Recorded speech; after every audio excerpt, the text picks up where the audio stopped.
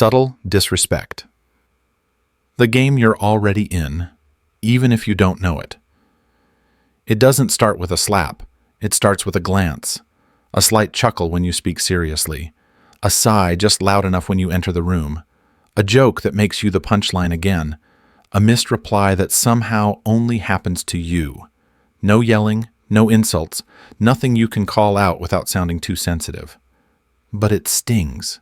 It lingers. And deep down, you know something isn't right. Yet you brush it off because how do you fight what isn't openly declared? That's exactly the trap. Machiavelli would tell you that disrespect in its most dangerous form is never loud. It's not the battle you see coming. It's the invisible campaign fought in glances, pauses, and the precision of neglect. It's deniable, quiet, and devastating. And worst of all, most people fall for it, not because they're weak, but because they were never taught to see it. In a world that glamorizes kindness and emotional intelligence, we've been conditioned to interpret subtle disrespect as misunderstanding or worse, our own insecurity. So, we smile. We give the benefit of the doubt. We lower our standards to keep the peace. And that's where it begins the quiet war of erasure. Because when someone forgets to mention your name in a group when they're not being forgetful, when they say, "Relax, I was just kidding," after publicly mocking you, they're not being playful. When they respond to others immediately but leave your message unseen, they're not busy. They're calculating, testing, watching. They're sending one message in 1,000 different forms. I see you, but I don't see you as important. And when you let it go, when you say nothing, when you keep showing up the same way, you confirm that they're right. This is how power is stolen without force, how authority is diminished without confrontation, and how you become the background noise in your own story. Machiavelli wouldn't waste time complaining. He would observe and then act, because subtle disrespect is not a misunderstanding. It's a strategy. And if you don't see it for what it is, you'll keep making excuses for people who are quietly dismantling your presence. You'll let sarcasm pass as humor. You'll accept silence where recognition was due. You'll laugh along while your value gets trimmed down, one joke at a time. So how do you respond? Not with rage, not with long explanations, but with precision. You don't explain your worth. You imply it. When someone interrupts, pause. Let the room feel the shift. When they joke at your expense, respond with stillness and say, "Interesting how people hide behind humor when they want to say something real. You don't raise your voice. You raise the stakes. You make subtle disrespect expensive." Because here's the truth. The people who test you aren't waiting to be confronted. They're waiting to see if you'll notice. And when you do, when you mirror back the disrespect with poise, when you respond not emotionally but surgically, that's when the power dynamic shifts. That's when they realize you were watching the whole time. How you lose power without realizing it. One smile at a time. It never feels like a war when it begins. When someone cuts you off mid-sentence, you tell yourself they were just excited to talk. When a joke is made at your expense, you laugh along even though it stung. When someone delays their reply, ignores your win, or forgets to credit your effort, you shrug and think, maybe it's not that deep. But here's the truth: it is. What seems harmless on the surface often carries a deeper message underneath, one that tells the world how much authority you actually hold. And the more you tolerate these small moments of disrespect, the more you train people to treat you as someone whose time, presence, and words don't carry weight. That's how power is lost. Not with a confrontation, not with betrayal, but with your silence. Machiavelli understood this perfectly. He believed that the most dangerous erosion of status comes not through force, but through consent, when you allow others to chip away at your value piece by piece under the guise of patience, politeness, or professionalism. Because when people see that you don't defend your space, they fill it. When they see that you explain yourself twice, they stop listening after the first time. And when they see that you're always available, no matter how they treat you, they place you at the bottom of their priority list. Not because you're not worthy, but because you taught them you don't require more. You see, most people aren't consciously trying to dominate you, but human nature is always reading the room. We all scan for hierarchy, for social gravity. And when someone consistently absorbs subtle disrespect without pushback, the signal is clear: this person doesn't need to be taken seriously. And once that belief takes root, it's nearly impossible to undo.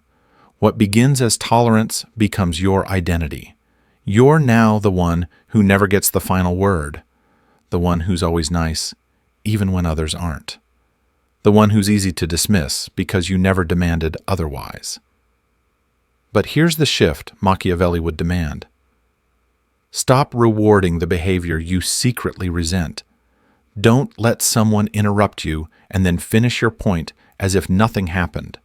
Don't keep texting someone who clearly values everyone else's time but yours. Don't laugh at jokes that are meant to diminish you. Why? Because every time you act like it doesn't matter, you tell people that you don't matter. You don't need to lash out. You don't need to be rude. You just need to stop making space for people who don't respect the space you bring. That means withdrawing access, slowing your responses, being less available, and letting silence speak when words would only dilute your message. When someone sees that their delay results in your absence, they adjust. When someone realizes that their sarcasm no longer gets a laugh, they hesitate next time. When your boundaries come with unspoken consequence, not anger but distance, they learn. Because power, real power, isn't loud. It's the quiet understanding that if they want to keep you around, they'll have to raise their standard. So the next time you feel that small sting, that brush of disrespect, don't ignore it. Mark it. Remember it. And adjust accordingly, not to punish them, but to protect the position you've earned, because Machiavelli would say this: the moment you let someone chip away at your dignity, you've already set the price of your silence. And dignity, once discounted, is never bought back at full value. Power doesn't yell, it moves with surgical precision. Most people think power is loud. They believe it's built through dominance, assertiveness, or speaking the most in a room. So they raise their voices, they interrupt, they try to command attention by force. But true power doesn't need to be loud. It doesn't beg for space. It creates silence and then owns it. Machiavelli understood this long before the world became obsessed with being heard. He knew that the most powerful person in any room isn't the one doing the most talking. It's the one who can speak less but make every word feel heavier. It's the one whose silence speaks volumes because their presence carries gravity. Power. Real power is not about noise. It's about precision. Imagine this: you're in a meeting. You speak up with a clear point, and someone cuts in smiling, casual but disruptive. It's subtle, but it's not innocent. They're not just adding, they're redirecting attention, cutting your momentum. Most people would either shrink or fight back. Both are traps. One concedes space, the other concedes control. Machiavellian strategy. Neither. You pause, let the moment settle. Then you look directly at them, not with anger, but with a calm, unreadable gaze, and say, "Interesting how you always jump in right when I'm about to land something important. Not a shout, not a debate, just a quiet mirror." Suddenly the room isn't looking at you anymore. They're looking at them. You've flipped the frame, and you did it without raising your voice. That's precision. It's the ability to strike once and make it count, to speak softly but hit surgically, to use stillness as a tactic, not as retreat. The powerful don't over-explain. They don't beg to be understood. They don't defend every point. Instead, they master timing, tone, and presence. They understand that the more unpredictable and composed they are, the more unsettling it becomes to cross them. Because here's what people fear most: not confrontation, but uncertainty. They fear the one who doesn't flinch, the one who watches instead of reacts, the one who waits until the exact moment when silence turns into consequence. This kind of power doesn't roar. It whispers. It doesn't argue. It corrects through action. It doesn't chase it, walks away with dignity, and lets the absence sting. Machiavelli would call this tactical authority power that's unshaken, unprovoked, and always one step ahead. It isn't earned through performance. It's earned through restraint, through knowing when not to speak, when not to fight, when not to give energy to something beneath you. And when you carry yourself like that, when you become intentional, measured, and calm, people notice. They study you. They hesitate. Because now everything you do means something. Every silence becomes a statement. Every word carries weight. So no power isn't about being the loudest voice. It's about being the one voice people don't forget. And when someone disrespects you subtly, when they joke, interrupt, or test your boundaries, you don't need to react loudly. You don't need to prove anything. You just let them feel the sharpness of your silence. Because precision doesn't just protect your authority, it commands it. The silent frame. How psychological positioning shapes power before you speak. Before you open your mouth, before you say a single word, people are already placing you. They're measuring your presence, reading your posture, judging how much room they need to give you or how much they can take. This is the hidden battlefield most never see. But Machiavelli did. He knew that power isn't something you declare, it's something you signal. And that signal begins long before you speak. It begins with positioning. Psychological positioning is the frame others use to define you, not based on your title, your resume, or your intelligence, but on how you carry yourself and how you teach them to treat you. Here's the truth. Most people don't consciously try to undermine you, but they are constantly scanning for power cues. They're watching how you respond when you're cut off, how you react when they tease you, whether your energy changes when you're ignored or if you stay grounded. That reaction or lack of it is the frame they use to decide what role you play in the room. And once that frame is set, it's very hard to break. If you're positioned as easy to overlook, you'll spend every conversation trying to prove your worth. If you're framed as the one who won't push back, you'll become the default punchline. But if you're seen as measured, observant, unshakable people, tread more carefully, not because they fear your reaction, but because they can't quite predict it. Unpredictability is power, because when people can't read you, they hesitate. And hesitation gives you the upper hand. Machiavelli would never let someone else define the terms of engagement. He would shape the room without saying much. That's the art of psychological positioning. You don't fight for dominance. You design the conditions in which others instinctively defer. So how do you shift the frame in your favor? First, you remove emotional leakage. That means no nervous laughs, no over-explaining, no apologies unless truly necessary. Second, you hold tension. When someone disrespects you subtly, you don't immediately fill the silence. You let it hang. You let the discomfort settle not for you, but for them. And third, you reframe publicly with precision. Let's say someone undermines you with a harmless joke in front of others. Most people would laugh it off or get defensive. But you lean in neutral face, calm tone, and say, "Interesting how humor becomes the shield when honesty feels risky." With one line, you've exposed their game without raising your voice. You've told the room, "I see what's happening, and I'm not afraid to name it." That shifts the power. That reshapes the frame. And when you start doing this consistently, when you carry yourself like someone who cannot be easily labeled, people adjust. They mirror your respect. They watch their words more closely. Not because you forced them, but because you repositioned yourself as someone who quietly commands the rules of engagement. Psychological positioning isn't about pretending to be dominant. It's about being so internally anchored that others instinctively reorient around you. Because the strongest people aren't always the loudest. They're the ones who don't chase attention, but cause silence when they enter the room. So the next time someone disrespects you, don't rush to react. Let the moment shape itself. And remember, the one who holds the frame holds the power, the smile that cuts.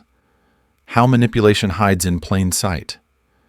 Manipulation doesn't always arrive with a knife in its hand. Sometimes it wears a smile. Sometimes it sounds like a compliment. Sometimes it looks like concern, and that's what makes it dangerous. The world has taught us to look for toxic behavior in extremes, shouting insults, betrayal. But the most effective manipulation rarely announces itself. It whispers. It dresses itself up as humor, friendship, teamwork. It hides behind phrases like, "Don't take it personally," or "I'm just trying to help." And if you're not paying attention, it'll convince you that you're the problem for noticing. Machiavelli would never fall for that.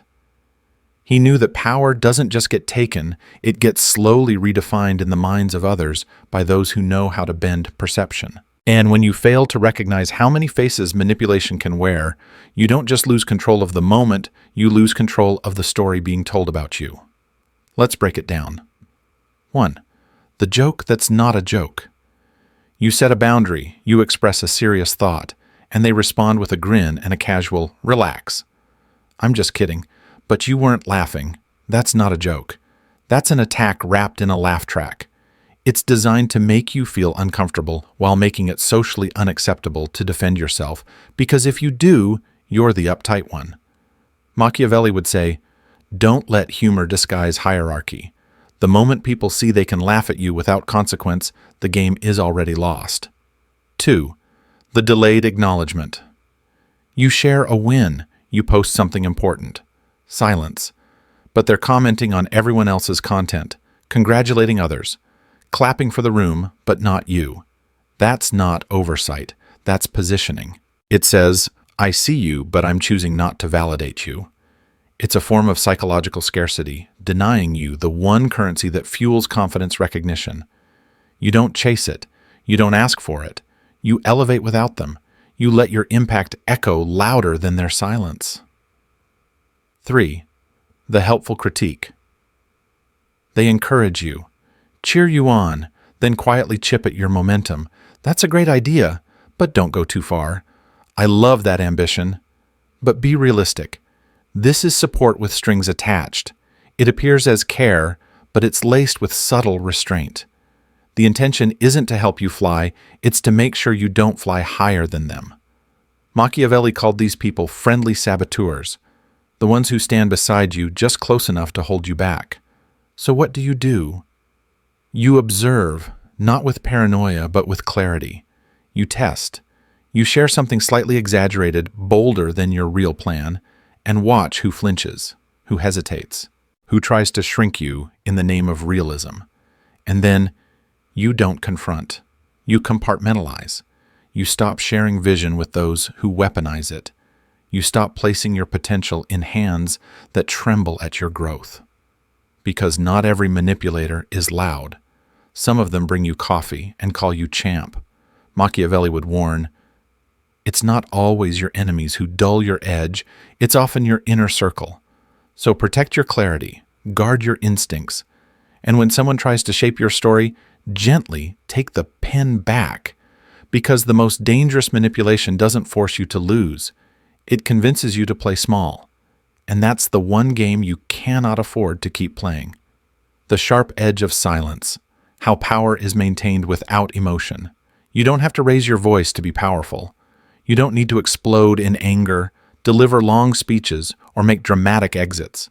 Because real power isn't performed, it's felt. And often, it's felt in the space you no longer fill. In a world that constantly encourages us to communicate, talk it out, or give people the benefit of the doubt. There's something quietly revolutionary about not reacting, but recalibrating. When someone crosses a line with you, it's natural to want to speak up, defend yourself, make your value known. But Machiavelli wouldn't waste breath on that. He'd observe. And then he'd respond not with emotion, but with adjustment. Because the most effective form of consequence isn't anger. It's access revoked without announcement. It's energy withheld without explanation. It's attention retracted without drama. When someone subtly disrespects you, cuts you off, jokes at your expense, ignores your time, and you keep showing up engaging, giving the same energy, you send one clear message: there's no cost for treating me this way. And once people learn that, they never forget it. This is why so many people lose authority without realizing it. It doesn't happen in a single moment. It happens gradually, every time they let something slide, laugh off a jab, or explain themselves one more time. Not because they're weak, but because they think being graceful means being endlessly patient. But Machiavellian grace looks different. It's not reactive, it's selective. You don't get emotional, you get precise. You don't yell, you adjust your posture, your pace, your presence.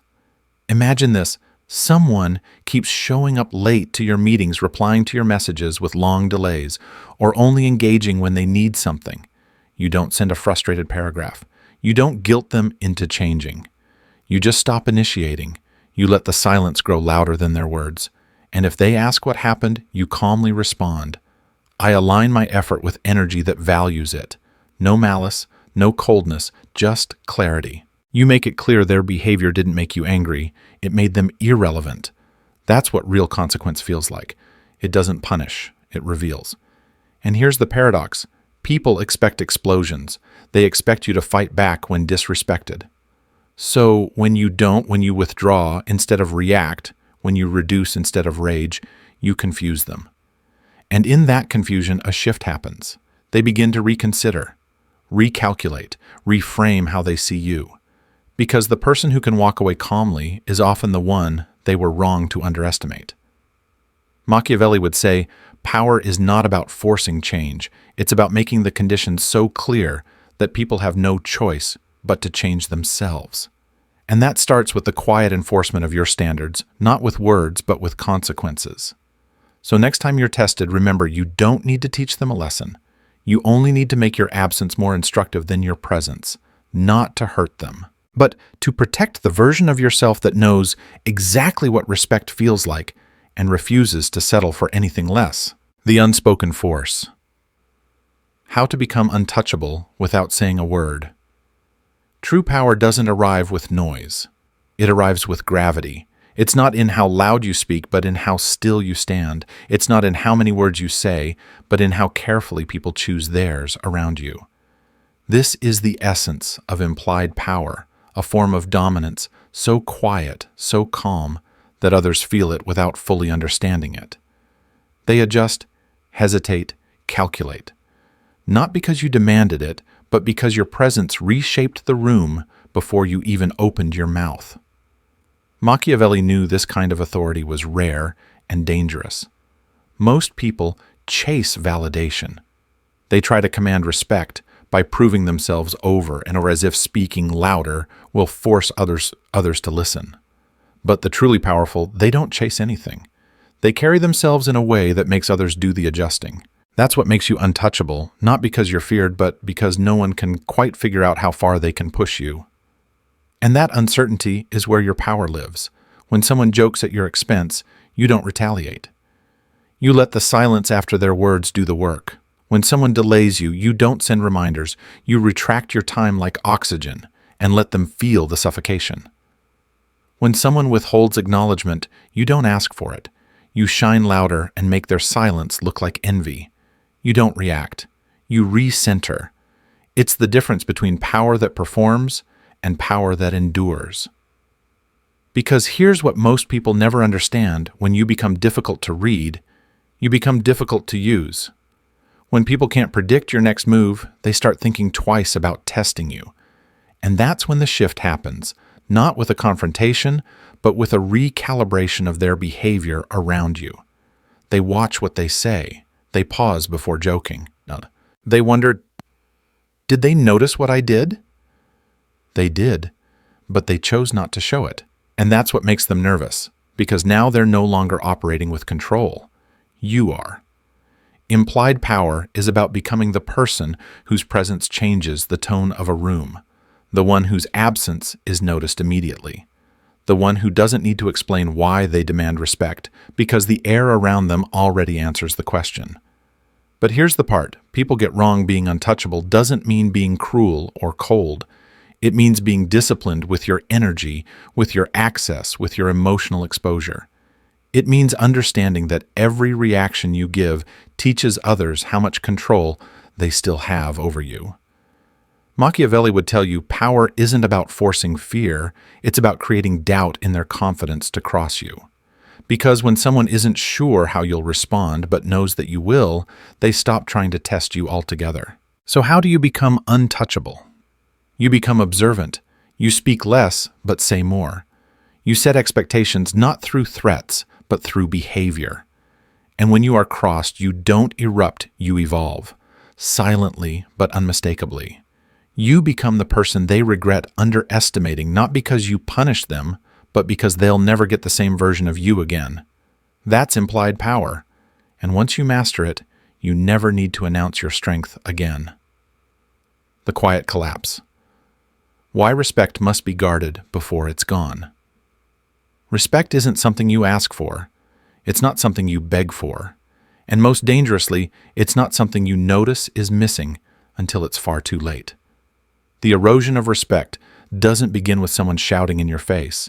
It begins with someone testing how much they can get away with, and you, thinking it's no big deal, let them. You ignore the first interruption laugh, off the first dismissive joke, excuse the late reply, and convince yourself you're being the bigger person.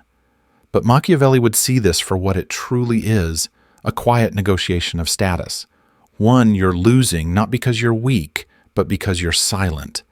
Every human interaction teaches others how to treat us, not through what we say, but through what we allow. And the painful truth is, this respect isn't lost in one moment.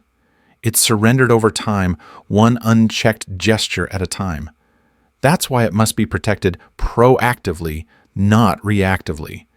You don't wait until someone humiliates you publicly to speak up. You don't wait until your presence is taken for granted to set boundaries. You don't wait until you're invisible in a room to remember your worth. You act early. You act subtle. But you act. Because every ignored dig teaches others that your dignity is negotiable. Every time you explain yourself too much, you give away credibility. Every time you accommodate disrespect in the name of keeping peace, you're not building trust, you're inviting exploitation.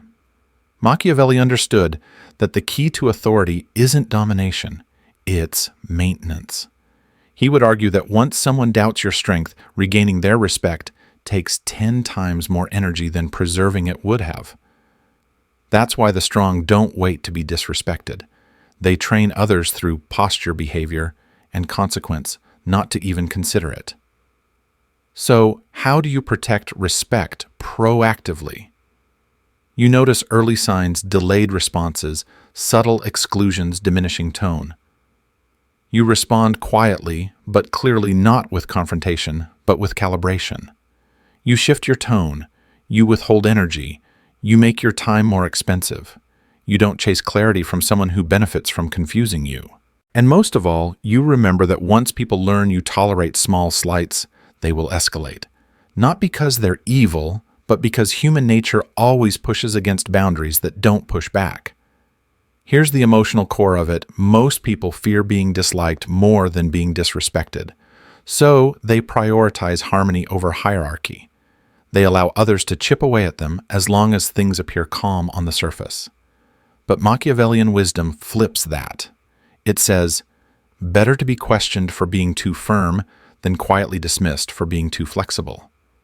Because once respect is gone, the entire foundation of your influence crumbles. Not visibly, not immediately, but slowly until you no longer have control over how people speak to you, respond to you, or even think about you. And by then it's too late. So don't wait for disrespect to become obvious. Don't wait to be treated poorly in public to value your presence in private. Don't wait for the damage. Guard respect the moment it's tested, even gently. Especially gently, because that first moment isn't small, it's a signal. And how you respond determines whether people see you as someone who commands respect or someone who hopes for it. Life doesn't always test you with chaos. It often tests you with silence. Subtle disrespect doesn't arrive like a punch. It arrives like a pause when you speak a delayed reply or a joke that cuts deeper than it admits. And the real danger isn't in the act, it's in your response. Every time you ignore these moments, you teach others how little they have to try to keep your respect. In life, authority isn't just about what you say, it's about what you tolerate. You don't have to be loud, you don't have to be cruel, but you do have to be clear. Set boundaries without apology. Protect your energy like it's currency. If someone makes you small, remove access, not to punish, but to preserve. Because in the real world, People aren't watching your words, they're watching what you allow. And when you stop entertaining subtle disrespect even silently, you send a powerful message. I value myself enough to not explain why you no longer have access to me. That's not ego, that's self-respect. And that's how you begin to shape the world around you without ever raising your voice.